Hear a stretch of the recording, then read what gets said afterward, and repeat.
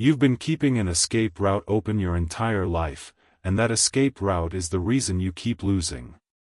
You probably think of it as a backup plan. You probably call it being practical, being smart, playing it safe. But what it actually is a leash. A leash you put on yourself. Because here is the truth that most people will never understand and that the strategic have always known: every exit you keep open is a signal to your own brain that commitment is optional. And the moment commitment becomes optional, intensity collapses. Focus scatters. You start hedging. You start negotiating with your own weakness before the battle even begins. You lose not because you lack intelligence, not because you lack talent, not because the world is unfair, you lose because you never truly committed. You never burned the exit. You never made failure impossible. And so your brain, that brilliant, calculating, self-preserving machine, always chose the softer path. Machiavelli understood something about power that most people find deeply uncomfortable to this day. Power is not given to the person who has the most options. Power is given to the person who has eliminated every option except the one that leads to victory. The person who can walk away is the person who will walk away. The person who can retreat will retreat. And the person who cannot retreat, that person fights with an intensity that makes the rest of the world step back in silence. This is not motivation. This is not a pep talk. This is a dissection of the single mechanism that has quietly been stealing your power for years, maybe your whole life. The mechanism is simple. It is devastating. And once you see it, you cannot unsee it. The mechanism is this: you keep exits open, and those exits are draining your power like holes in the bottom of a ship. You are not sinking because the water is rough. You are sinking because you drilled the holes yourself. So here are 7 dark principles for burning every exit and watching what happens to your power. 7 shifts that will take you from a person who manages risk to a person who becomes dangerous because they have nothing to lose. Number 1, your backup plan is your primary plan's silent killer. Think about the last time you committed to something fully. Really fully. Not partially committed, not mostly committed, not committed but with a safety net. I mean the last time you went all in with no exit. If you are like most people, you probably cannot remember. And that is the problem. Because you have built an entire life around the philosophy of keeping options open. You have been told this was wisdom. You were told to have a plan B. You were told not to put all your eggs in one basket. And here is what that advice actually did to you: it taught your nervous system that commitment is dangerous. It taught your brain that having an exit is the same thing as being intelligent. And slowly, over years, you became a person who never fully commits to anything because you always have one foot out the door. Here is what the strategic understand that you do not. A backup plan does not protect your primary plan. A backup plan drains energy from your primary plan. Every ounce of attention you give to the exit is an ounce stolen from the advance. Every hour you spend building a safety net is an hour you did not spend building the thing that would make a safety net unnecessary. Your backup plan is not your friend. Your backup plan is the reason your primary plan keeps underperforming. Because your brain knows the exit exists. And knowing the exit exists, it will never give you 100%. It will give you 80%. Maybe 85% on a good day. And 85% commitment produces 85% results. Which is another way of saying mediocrity. The strategic person does not keep a backup plan. The strategic person burns the backup plan and uses the fire to light the primary plan. They say, this is the path. There is no other path. And because there is no other path, every ounce of energy, every neuron, every waking moment gets directed at this one thing. And that concentration of force, that is what produces results that look like magic to everyone watching. It is not magic. It is the math of total commitment. 100% focused on one thing will always beat 20% focused on 5 things. Always. So ask yourself right now, what exit are you keeping open that is quietly killing your primary objective? What backup plan is giving your brain permission to underperform? Name it. Look at it. Because you cannot burn what you cannot see. Number 2, comfort is not a reward, it is a sedative. This is the one that hurts the most because it attacks the thing you have been working toward. You have been working toward comfort. A comfortable job. A comfortable relationship. A comfortable routine. A comfortable life. And you have been telling yourself that once you reach comfort, you will have earned the right to relax. To coast. To enjoy. But here is what comfort actually is. Comfort is a biological signal that tells your brain, you no longer need to adapt, grow, or fight. That is what comfort means at the neurological level. It means the threat has passed. The challenge is over. The growth is complete. And your brain, being an efficiency machine, immediately begins shutting down the systems that were making you sharp, hungry, and dangerous. It starts dialing back your alertness. It starts reducing your capacity for sustained effort.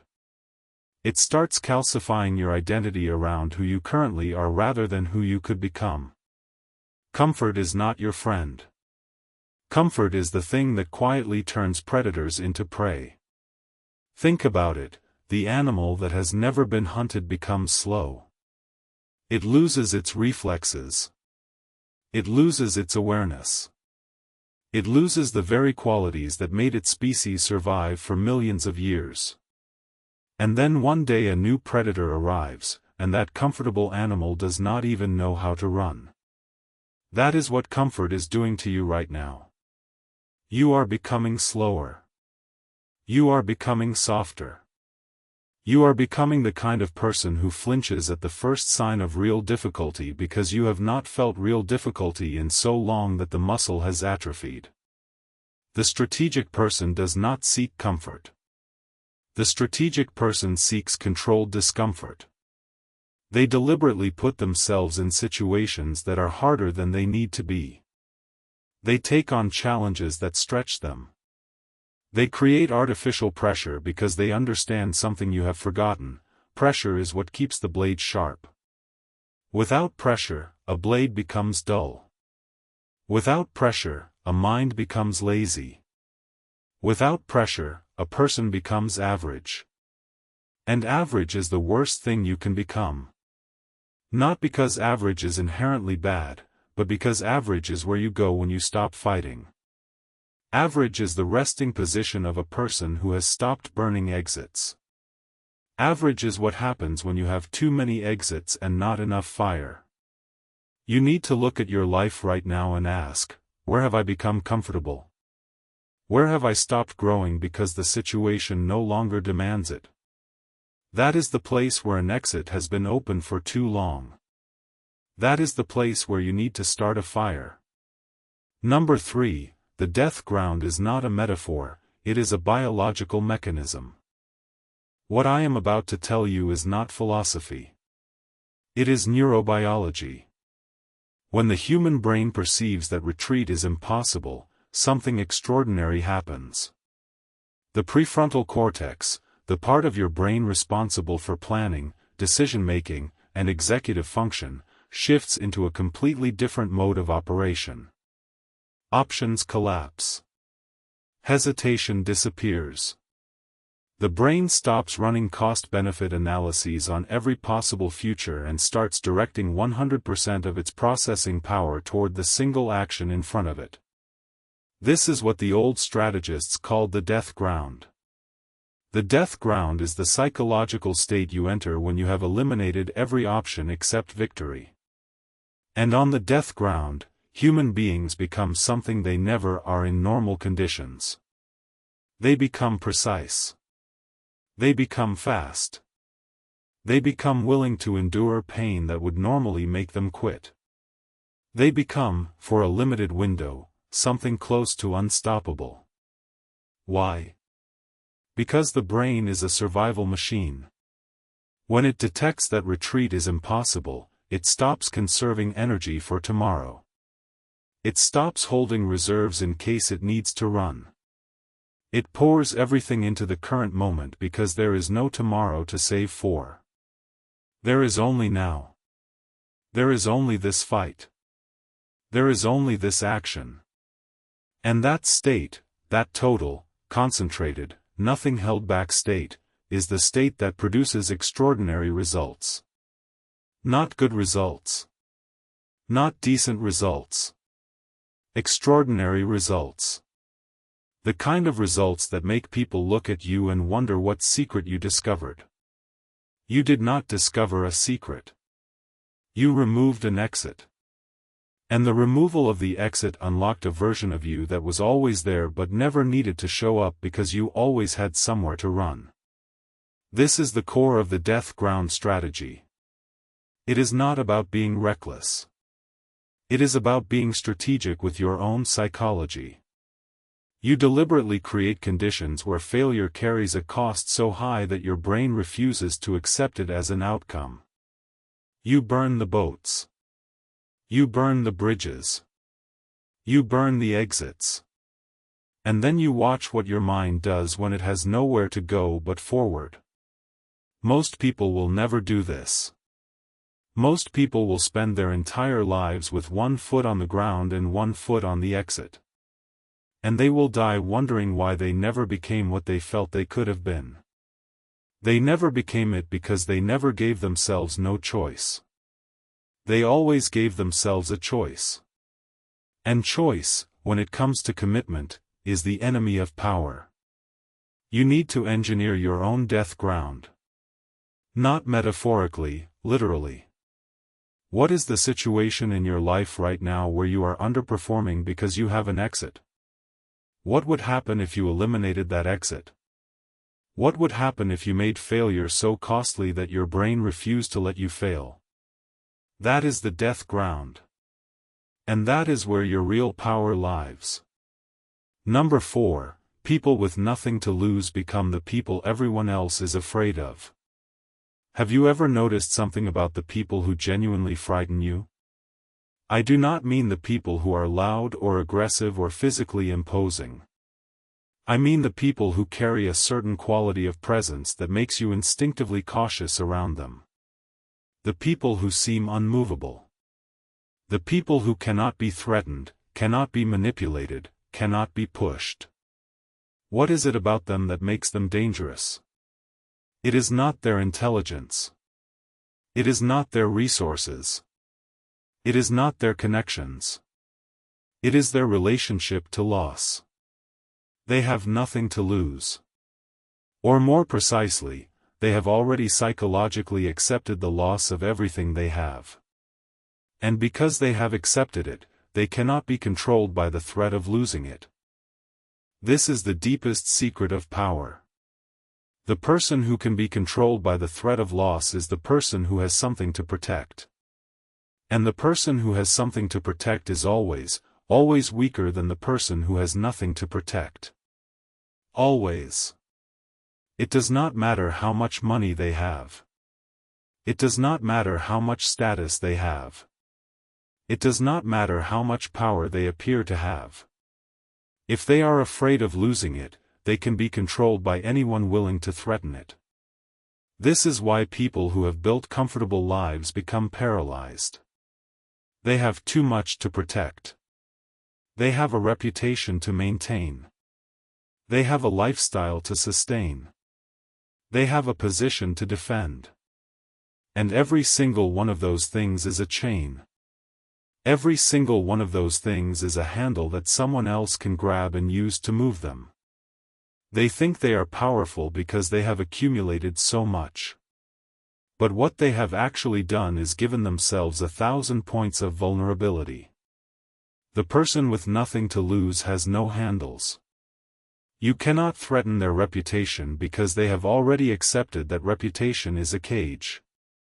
You cannot threaten their comfort because they have already abandoned comfort. You cannot threaten their position because they have already let go of position. And so they move through the world with a freedom that looks like arrogance to the comfortable and looks like power to the strategic. Marcus Aurelius understood this. He practiced what some called negative visualization, deliberately imagining the loss of everything he had, not to depress himself, but to immunize himself. By accepting loss in advance, he removed the fear of loss. And by removing the fear of loss, he removed the power that loss held over him. He became someone who could not be controlled by the threat of taking things away, because he had already let go of them in his mind. You need to do the same thing. You need to sit down and imagine losing everything. Not to be dramatic. Not to be morbid. To be strategic. To feel the fear of loss, walk through it, and come out the other side realizing you would still exist. You would still be you. You would still be capable. And once you have felt that, once you have truly internalized that you would survive the loss of everything, you become the person that nothing can control. You become the person with nothing to lose. And the person with nothing to lose is the most dangerous person in any room. Number 5, your ego is the biggest exit you keep open. Here is something nobody tells you about exits. The most important exits are not the external ones. The most important exits are the internal ones. The psychological escape routes you have built inside your own mind that let you avoid the truth about yourself. Your ego is an exit. It is the exit you use every time reality threatens to show you something about yourself that you do not want to see. When you fail, your ego says, "It was not your fault." When you underperform, your ego says, "You did not really try, so it does not count." When someone succeeds more than you, your ego says, "They got lucky, or they had advantages, or they compromised their values." Every single one of these is an exit. An exit from the truth. An exit from the uncomfortable, painful, necessary confrontation with your own inadequacy. And here is the problem, that confrontation is the exact thing that produces growth. The pain of seeing yourself clearly, without the softening filter of ego, is the fuel that drives real transformation. But your ego keeps intercepting that pain and redirecting it. Your ego turns failure into a story about external circumstances. Your ego turns weakness into a story about unfairness. Your ego turns every moment of potential growth into a moment of self-protection. The strategic person does not protect their ego. The strategic person attacks their ego. They deliberately seek out the truth that hurts because they know that the truth that hurts is the truth that changes you. When they fail, they do not ask whose fault it was. They ask what the failure is telling them about themselves. When someone outperforms them, they do not look for excuses. They look for the gap between what that person did and what they themselves are doing. They treat every setback as data. Not as evidence that they are a failure, but as information about what needs to change. This is the critical distinction. Setbacks are not evidence. Setbacks are data. Evidence is what you use to build a case. Data is what you use to build a strategy. The ego turns setbacks into evidence, evidence that you are not good enough, evidence that the world is against you, evidence that you should retreat to safety. The strategic mind turns setbacks into data, data about what went wrong, data about what to adjust, data about where the gap is and how to close it. And here is where the exit metaphor comes full circle. Your ego is the exit that keeps you from learning. It is the exit that lets you stay comfortable in your self-image instead of being uncomfortable in reality. And as long as that exit is open, you will keep repeating the same patterns, making the same mistakes, and wondering why nothing is changing. You need to burn this exit. You need to make it impossible to lie to yourself. You need to create conditions where the truth about yourself is unavoidable, because you have removed every psychological escape route that would let you avoid it. That means seeking honest feedback from people who have no incentive to be kind. That means reviewing your failures without the filter of self-justification. That means looking at the gap between where you are and where you want to be and refusing to soften the view. It will hurt. It is supposed to hurt. The pain of honest self-assessment is the pain of growth. And the ego, that fragile, desperate, self-preserving mechanism, will fight you every step of the way. It will tell you you are being too hard on yourself. It will tell you to give yourself a break. It will tell you to be reasonable. Do not listen. The ego is trying to keep its exit open. And you need to burn it shut. Number 6, single-source dependency is the exit you do not see. Let me ask you something. How many income streams do you have? How many skills could you monetize if your primary one disappeared tomorrow? How many people in your life could you call on for support if your main support system collapsed? How many identities have you built, or have you built your entire sense of self on one role, one title, one position? If the answer to most of these is one, you have an exit problem. But not the kind you are used to thinking about. You have a dependency problem. And dependency is the quietest, most invisible exit of all, because it does not look like an exit. It looks like stability. It looks like security. It looks like the thing you are supposed to want. But here is what dependency actually is. Dependency is a situation where one source, one income, one relationship, one identity, one skill, has become so critical to your survival that losing it would be catastrophic. And because losing it would be catastrophic, you will do anything to protect it. Including compromising your values. Including tolerating disrespect. Including staying in situations that are slowly destroying you. Because the alternative, losing that one source, feels like death. This is how people end up trapped in jobs they hate for decades. This is how people end up in relationships that drain them for years. This is how people end up stuck in identities that no longer fit but that they cannot abandon because they have nothing else. They built no redundancy. They created no alternatives. They put everything on one number, and now they cannot leave the table. Now, I know what you are thinking. You are thinking, wait, is not this the opposite of what you said earlier? Did you not say to burn exits and commit to one path? How can you talk about burning exits and also talk about building redundancy? This is the distinction that separates the strategic from the reckless. Burning exits means eliminating the option to retreat from your primary objective. It means committing so fully to a direction that your brain stops hedging. But building redundancy means ensuring that your survival does not depend on any single source. These are not contradictory. They are complementary. You commit fully to your direction while ensuring your foundation has multiple pillars. Think of it this way. A general burns the boats so the army cannot retreat. That is burning exits.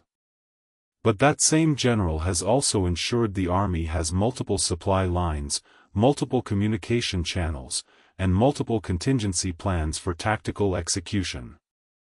The army cannot retreat, that is the strategic commitment.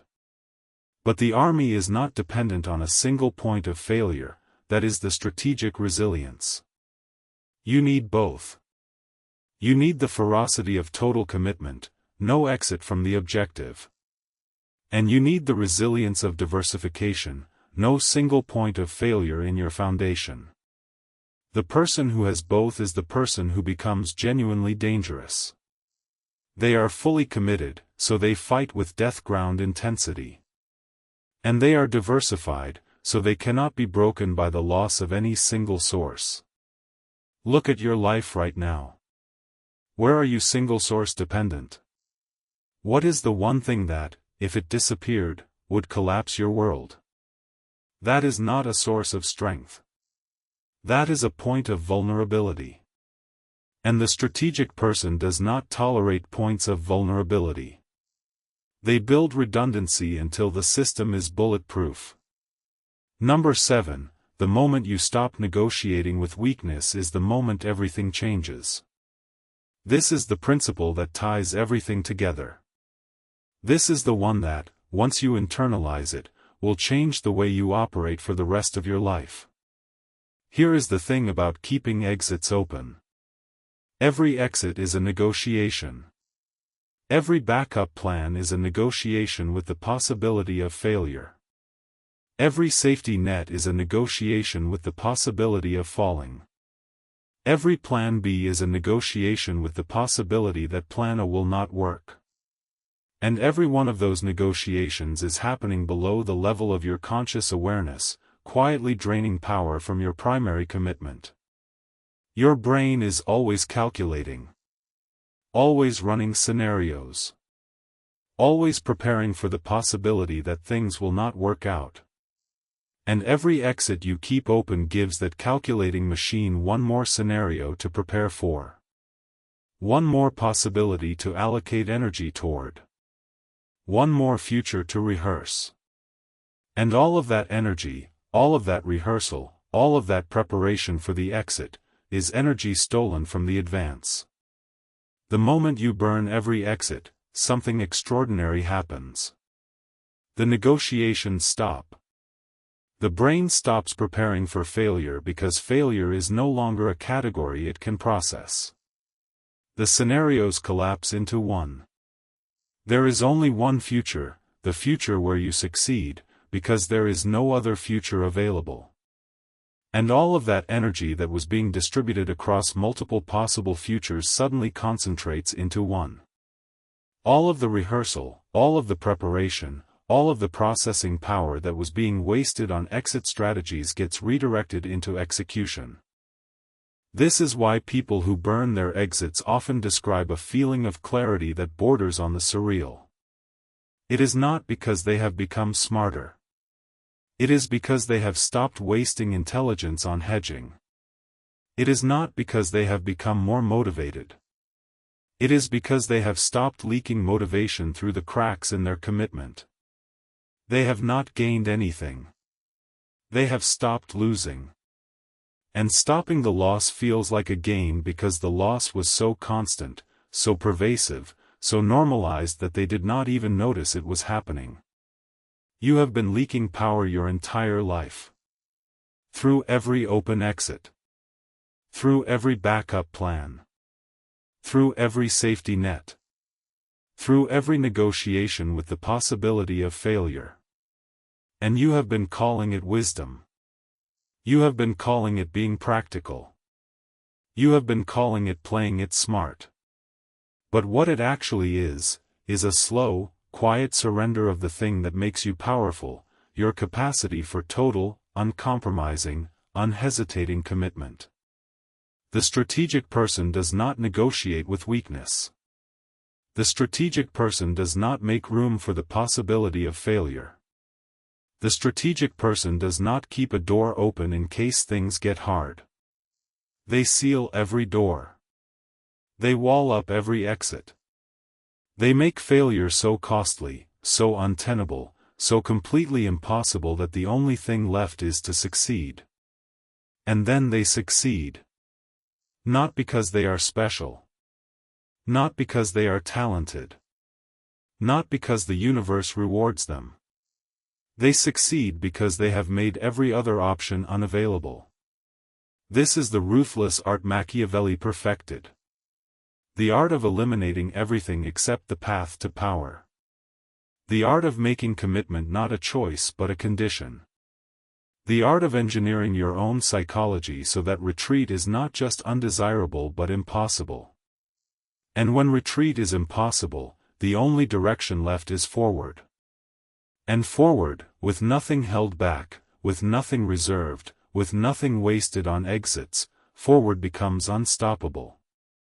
Now let me bring this back to where we started, because I want you to feel the full weight of what I am saying. Every exit you keep open is the reason you keep losing. That is not a metaphor. That is a mechanism. Every backup plan drains your primary plan. Every safety net softens your edge. Every escape route teaches your brain that commitment is conditional. And conditional commitment produces conditional results, which is another way of saying mediocre results. You have been doing this for years. Maybe decades. Keeping one foot in and one foot out. Telling yourself you are being smart. Telling yourself you are being cautious. Telling yourself that the wise person keeps options open. And the whole time, the exits you were protecting were quietly taking everything from you. They were taking your intensity. They were taking your focus. They were taking your edge. They were taking the version of you that shows up when there is no other choice, the version that is sharp, fast, precise, and dangerous. They were taking your power. And you let them. Because it felt safer. Because it felt smarter. Because everyone around you was doing the same thing, and misery loves company, and mediocrity loves a crowd. But you are not everyone.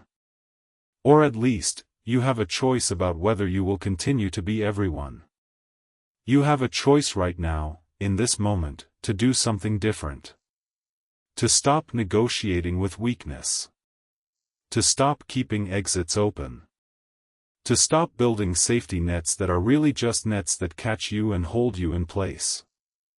So here is what I want you to do. Not tomorrow. Not next week. Not when you feel ready. Right now. Look at your life and identify one exit. One backup plan. One safety net. One escape route that is draining power from the thing you actually need to be doing. And burn it. Seal it. Make it unavailable. Not in a reckless way, in a strategic way. In a way that sends a signal to your own brain that the negotiation is over. That the hedging is done. That from this point forward, there is only one direction. And then watch what happens. Watch your intensity change. Watch your focus sharpen. Watch the version of you that has been sleeping your entire life finally wake up. Because that version, the one that has nothing to lose, the one that cannot retreat, the one that has burned every exit, that version does not negotiate. That version does not hesitate. That version does not hedge. That version executes with a clarity and a ferocity that will surprise even you. You have been giving away your power through the exits you keep open. That ends now.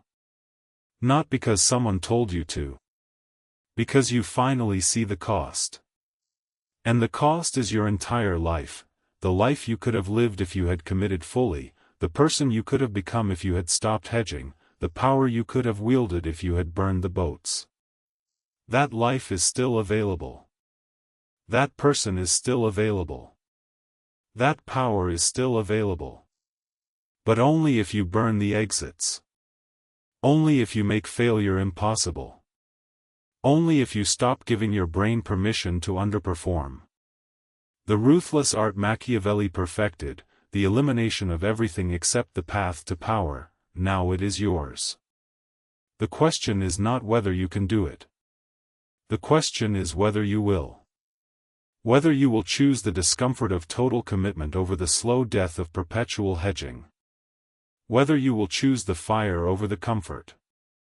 Whether you will choose to become the person with nothing to lose, the person everyone else is afraid of. Right now, not tomorrow. Right now. Burn one exit. And watch what happens to your power. And if you understand what I have told you, if you felt something shift while you listened, if you recognize the exits you have been keeping open and the cost they have been extracting, then say it. Declare it. Type it in the comments below. 3 words. I am untouchable. Not because you are invincible. Because you have decided to stop giving yourself exits. Because you have decided that the version of you that negotiates with weakness is done. Because from this moment forward, there is only one direction, forward, and you have made every other direction unavailable. I am untouchable. Say it. Mean it. Become it.